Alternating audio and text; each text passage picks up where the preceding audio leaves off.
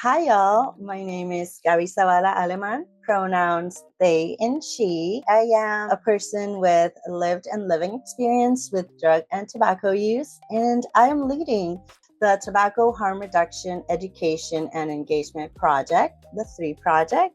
And I'm here to talk about THR office hours as part of the 3 Project.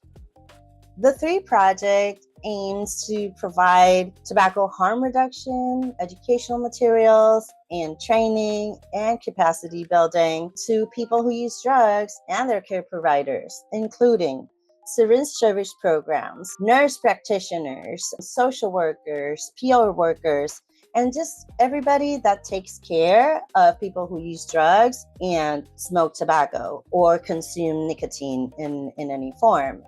Let's talk about office hours. So for these THR office hours, we want to hear from your perspective as a provider. We want to hear from your perspective as a person who uses drugs and smokes tobacco. We want you to bring all of your curiosity around safer alternatives, behavioral approaches to smoking cessation, if that is the goal, or just other tobacco harm reduction alternatives. It's also a space for community building, to do case studies, mentorship opportunities. We want to foster ideas on how to shape policy surrounding tobacco and nicotine products.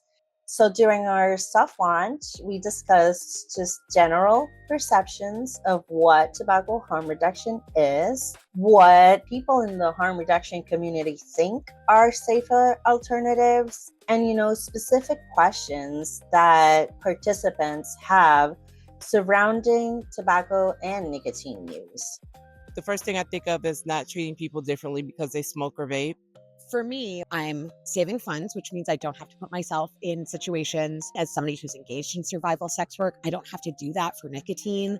Honestly, the first thing I thought of was the first time I've really seen vaping as harm reduction. Like with a harm reduction approach to any sort of substance use, just making sure that the supply is safe and that people have the means to do whatever they're going to do safely. I guess I would like to know about the effects of the vaping because I have heard the term popcorn lung. I would like to know about safer alternatives. Understanding different hierarchies of risk.